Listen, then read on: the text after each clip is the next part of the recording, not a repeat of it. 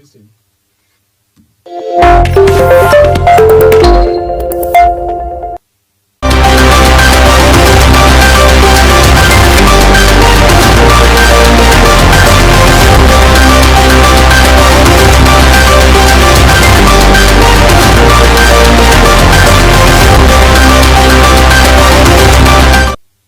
Hello everyone, good evening and welcome to News Wrap Up on Aspirant TV. I am Dayo Olujumoikuni.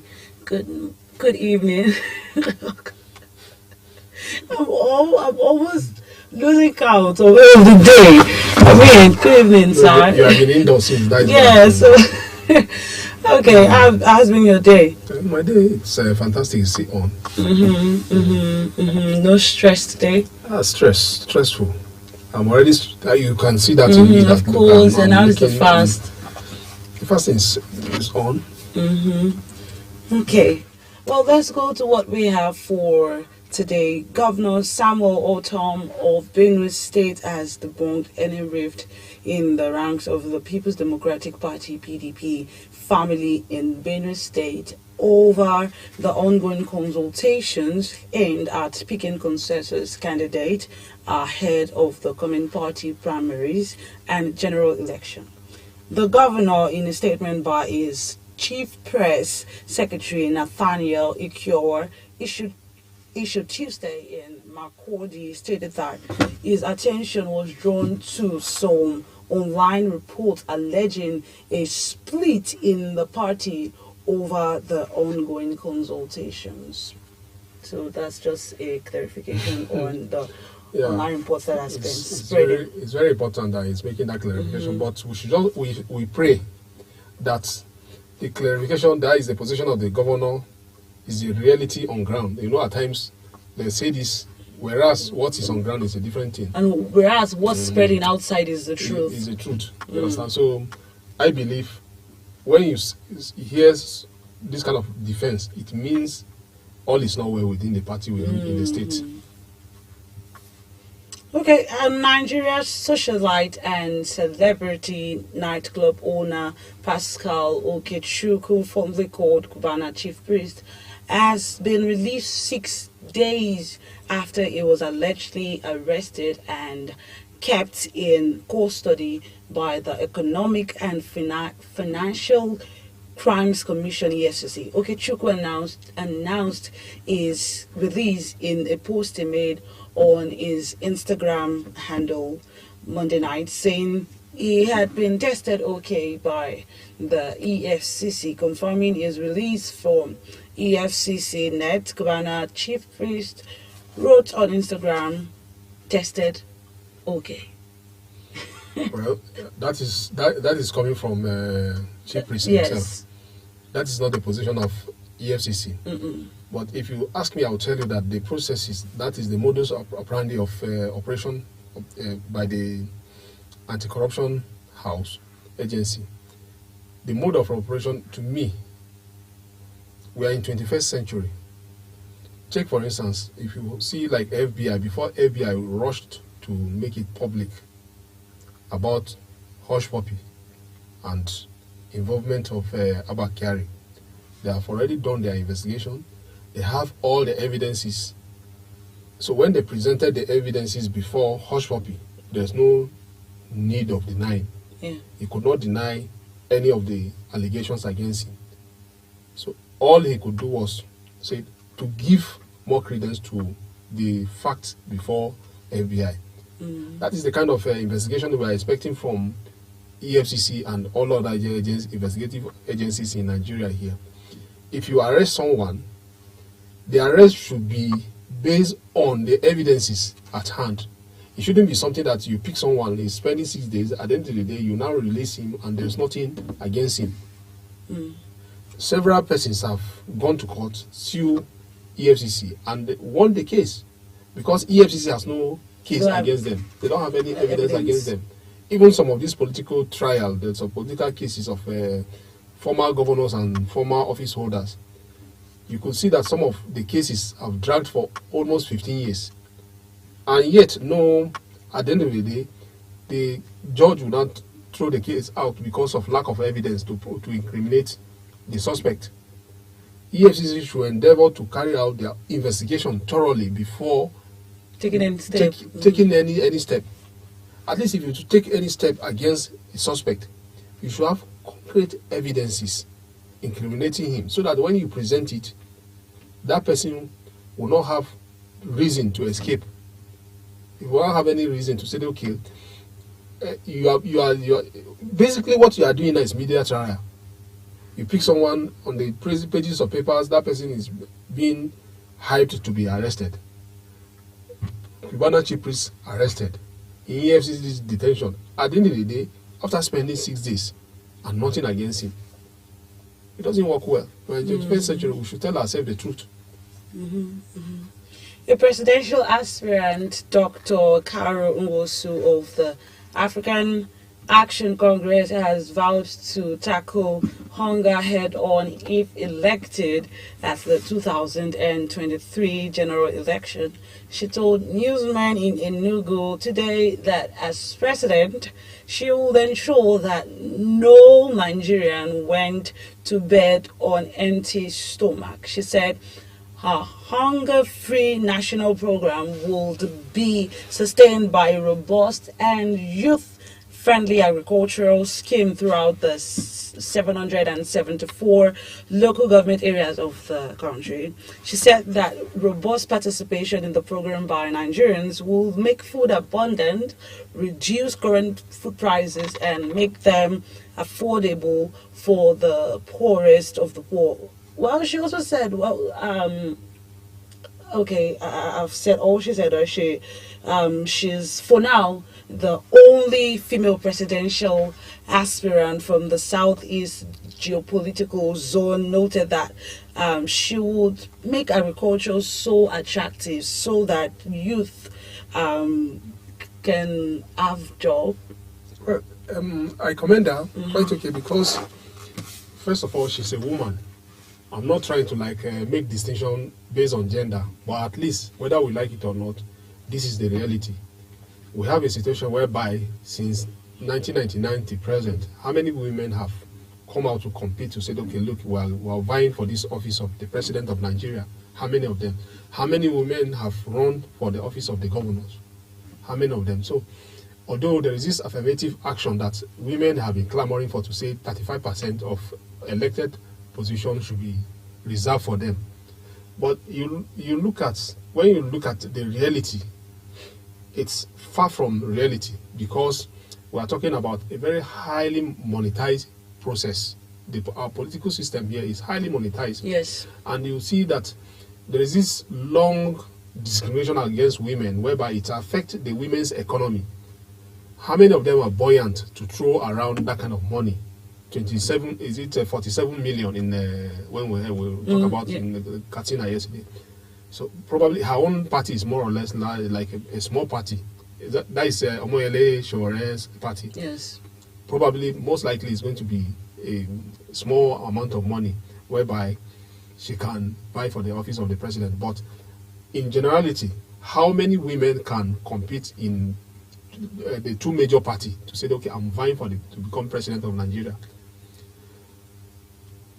What is the name of the PDP?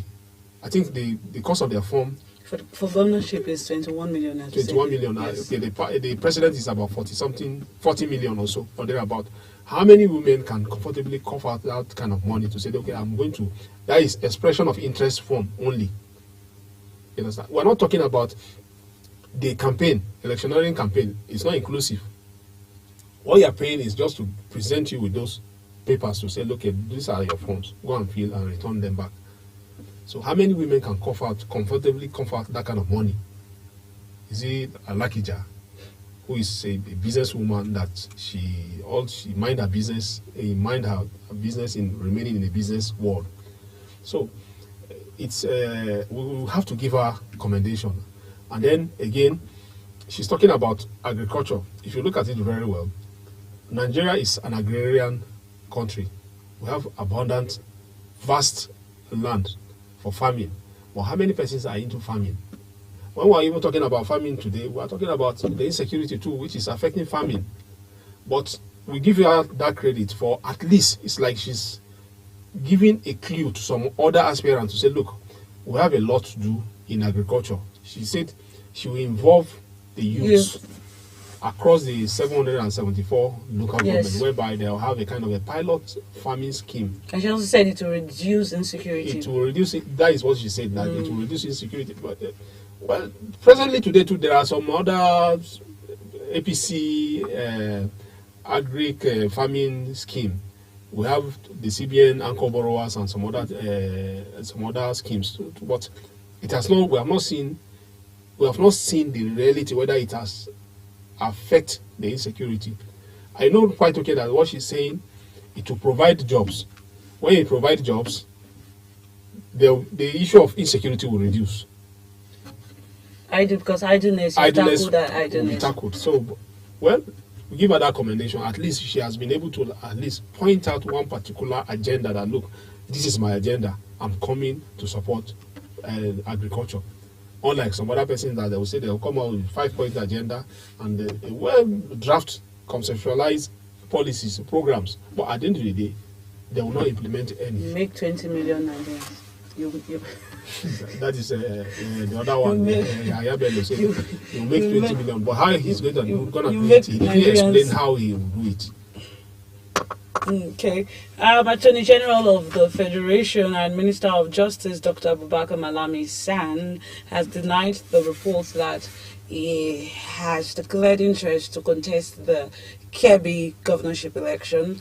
There has been speculations that Malami is interested in succeeding Governor Atiku Bagudu, but on Tuesday morning today, some platforms reported that the minister had thrown his heart into the ring. Yes, I saw it also. In a statement, Dr. Umaru Jibrilu Gwandu, his special assistant on media and public relations, issued on his behalf. Malami dismissed the report. Of course, I saw the reports until I believed it until when I saw this one that countered the other one, because it's almost like on every platform. For some time now, there is this rumor that is having interest to vie for governor of Kebbi State.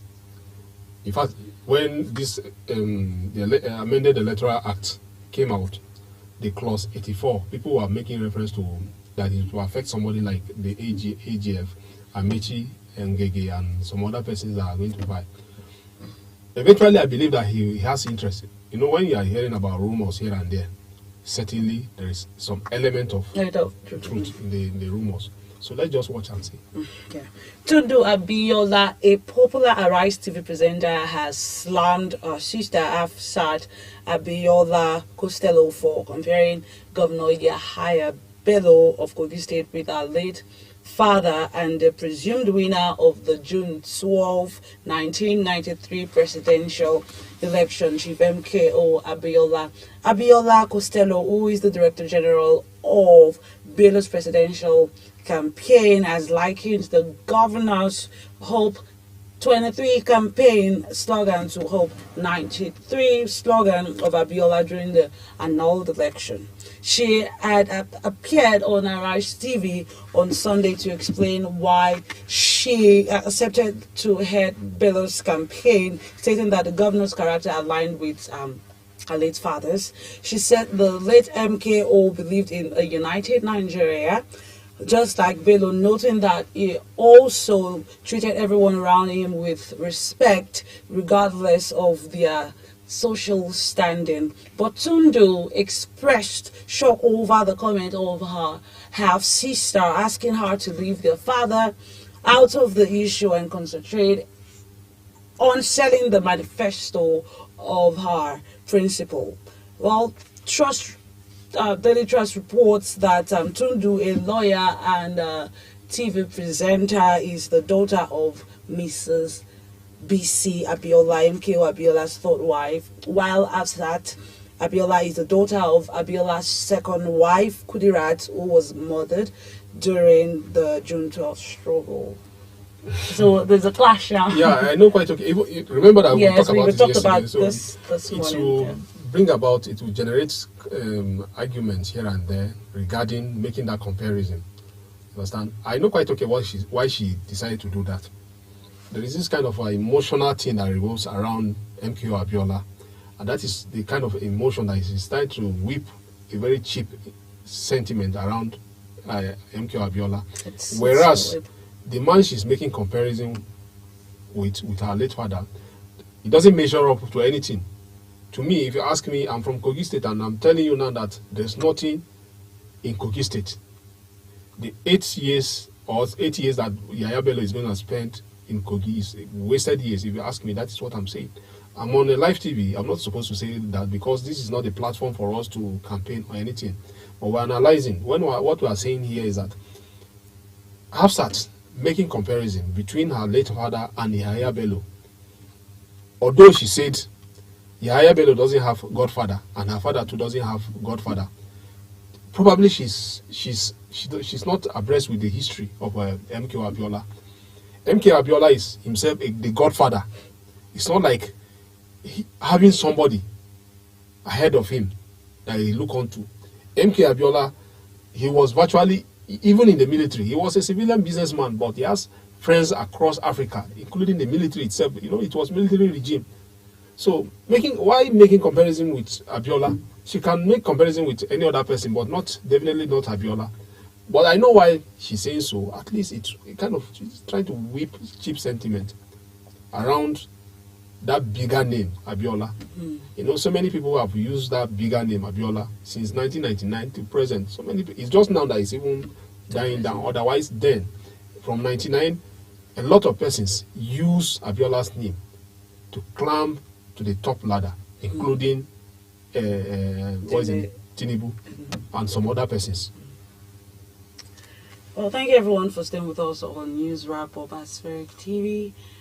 Thank you, Uncle Mustidada, You're welcome, for everything. Thank you for the analysis. Do have a wonderful time. Do have a wonderful day. And do not forget to subscribe to our YouTube channel if you've not, and follow us on all our social media handles. Bye.